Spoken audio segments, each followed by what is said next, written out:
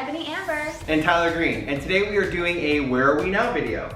Yeah, and today is 5 years since we posted our Project Traveling Oracle video. So we thought, what a better way to celebrate than to reshare one of our favorite characters with you guys and bring you up to date on what we're working on now. But first, let's talk about a special project that we've both been working on for a long time together. This has been so much fun because Tyler and I have been working on a book full of all of our characters called Creating Creatures. Yes, and what's so cool about it is that each character includes an awesome backstory and some super fun behind-the-scenes photos. So be sure to keep a lookout for Creating Creatures around September 2022, just in time for Halloween. Well, now that the secret's out of the bag, Ebony, what have you been up to all this time? Well, as some of you may know, I've been working on a novel called Delilah 4, and that's been taking up a lot of my time. But I have also started a YouTube series called Paranormal Phenomenon with Ebony Amber, where I feature everyday people and their paranormal experiences. So if you're like me and your favorite kind of normal is the paranormal, I suggest you go check that out. I have also created a fun pug-themed picture book called French Fry and Bendy Boy's Pugtacular Christmas, where the reader will follow the Pug brothers as they celebrate the holiday season in Pugtacular style, peeking in as they perform traditions such as baking cookies and making gingerbread houses. This book will actually be available November 1st, so I'm super excited. That's awesome. Who doesn't love pugs and Christmas? Agreed. And what have you been up to these past 5 years? Oh my gosh, so much. During the pandemic, I came up with a kids product called the Monster Kids Box. As seen here. And it's been doing so well. Not only has the product received national attention, it has also been approved as a STEM activity in a box. Since I partnered with the Connecticut Science Center this year, I will be hosting workshops regularly with the Monster Boxes.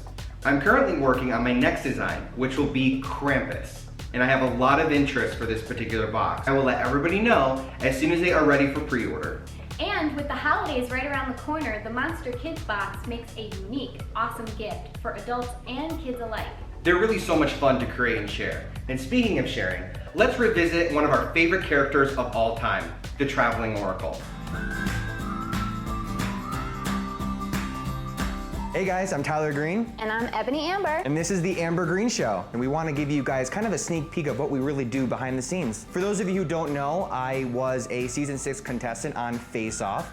And over here, we have Ebony, and where did we meet? We actually met at Connecticut Horror Fest, so a local place, and I believe that I was dressed as a voodoo priestess, I think it was. Terrifying. You were terrifying. But I was so impressed with your costumes.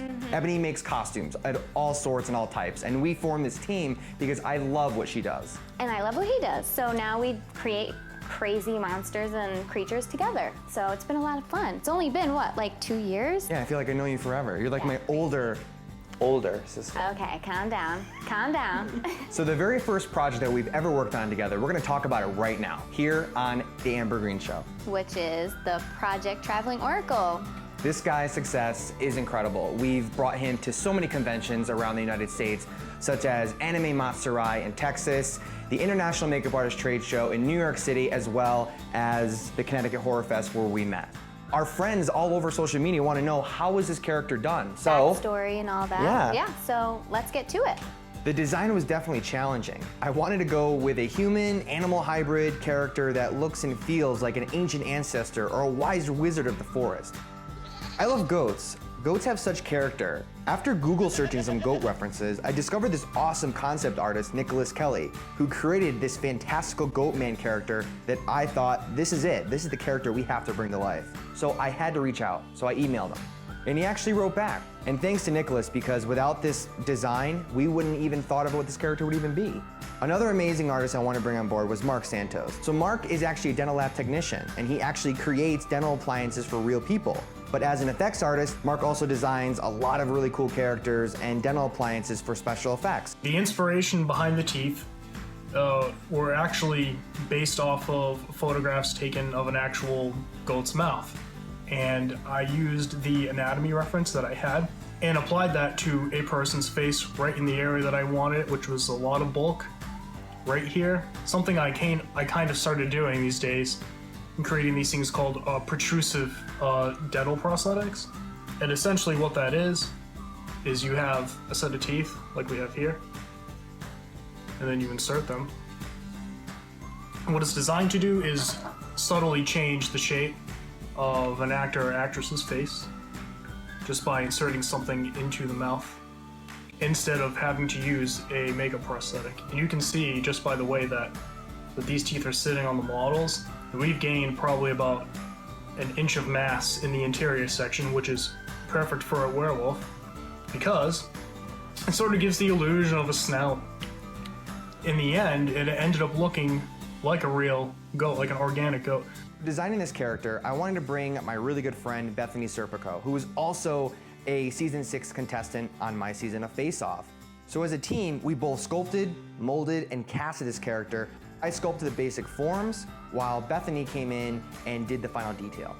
The character already had a personality just from the drawing. You could already tell what world he came from pretty much. He just put so much in his expression and so much to the character already. It was kind of easy to work from. Also, I'm one to want to sculpt texture, and it was full of texture, and that was probably one of my favorite parts. I actually thought it was really amazing how you took a 2D image and made it into this 3D creature.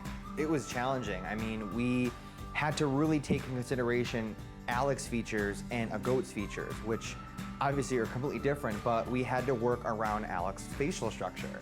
So once we were happy with the overall sculpture, it went through the molding and painting stage, and it was ready to go.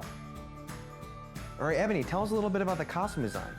Yeah, I mean, when I saw Nicholas Kelly's concept, I was just super inspired because I knew I wanted to make this character look like he was hundreds of years old, and that meant a lot of heavy fabrics that I could age, and fur, and a lot of natural materials. The garment required a large scarf that would lay across the oracle's giant horns. In order to make the perspective accurate, we would have to make a scarf that was like 18 inches by 12 feet long. In order to get this project done on time, I enlisted the help of my mother. She has been knitting forever, so I knew she would be up for the challenge. Since I already had her working on the scarf, I decided it would be a nice touch to make gloves to match the scarf. While my mother was working on those, I focused on making the belt, the sash, and the backpack out of repurposed leather. Actually, one cool thing about the costume was that a lot of the leather was from your old couch, which was awesome. Your family gave it to us. That was great. Yeah, they gave it. They gave it to us. They gave it to us, right? Well, it's on the Oracle. And it looks great. Yeah. I even found 50 cents, which is awesome. For the sash, I hand-stitched 2 leather belts together. I then aged the leather with some stain. The sash would hold tubes of all kinds of trinkets the Oracle collected during his travels. So one of my favorite elements you did were these test tubes. Yeah, that was fun. How did you do that? Well, I did it my way. I'm not sure if it's the right way, but I watered down acrylic paint of browns and yellows, and I painted it in there, and then I sprayed it with clear spray paint. I also took apart a vintage leather purse and used that for the belt.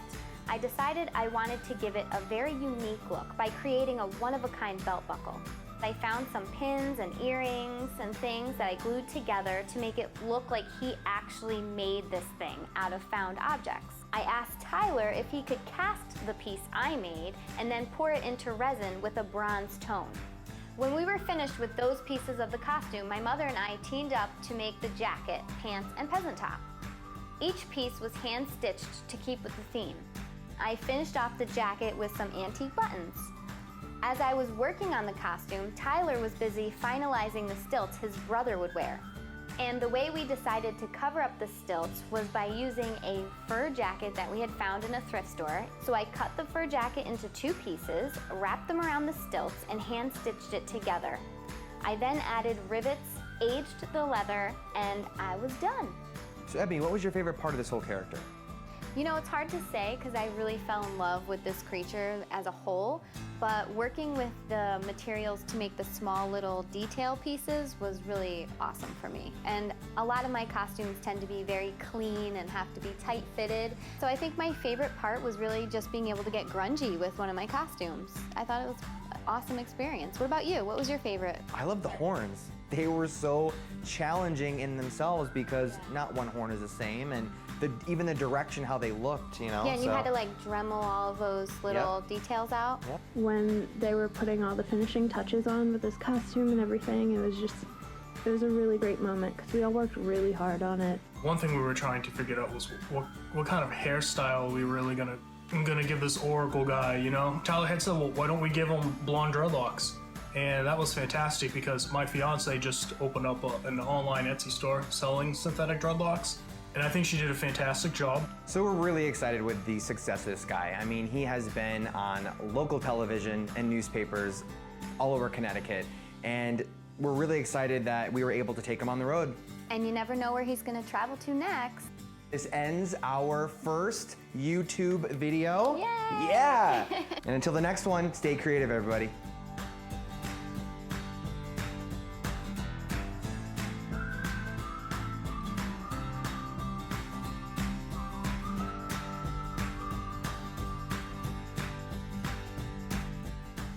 Bye!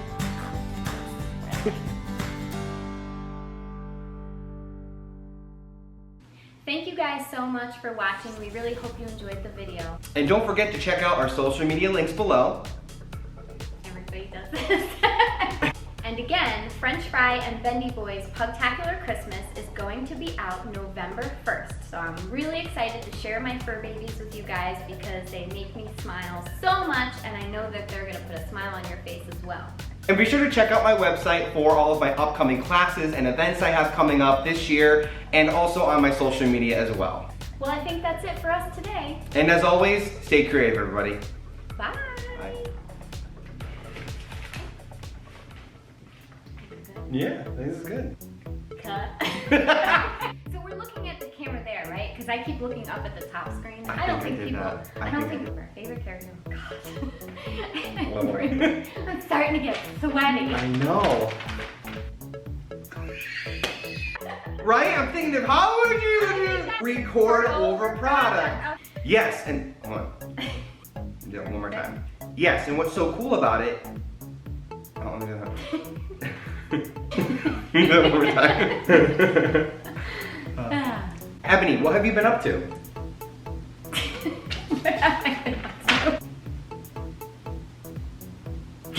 I'm good. It's your turn. Oh, what do I say? Okay, let's do that all. Hold on. It also, it has, okay, no. It is perceived national. That was, I didn't know what I said. But that was I think it was so fun. And don't forget to check our social media. You had to move your hands so your brain was like not doing two things at once. And don't forget to click the. I can't right now. I can't. I did not read this. I like when you mess up because then it makes me feel better when I mess up. Oh, okay. That's a tongue twister. It's not. And don't. And don't forget to. You moved your hands. You can't move. Yeah, I was like, and don't forget to do this. That's what I'm thinking. I am so hot right now. I'm sweating. And don't forget to click. I know. Don't forget to check out. And don't forget to check out our social media links below to keep up with our fun projects. To keep up with all the fun projects we're doing. Just don't click. Just don't click. Just click. Cut. And be sure to check out our social media links below to keep up with all of our fun projects we are doing. Why won't you sit it down? That was perfect! Just do it one more time. Oh my god. To keep up with all of our amazing projects. Oh, and be sure to check up on all of my stuff online. Oh, Jesus. Okay. Well, I think that's it for us today. And for always. And for always and forever. Well, I think that's okay. Holy cow. That's all gonna be at the end of this video as bloopers. I can't. You gotta Have clip to me out do all the this. swearing.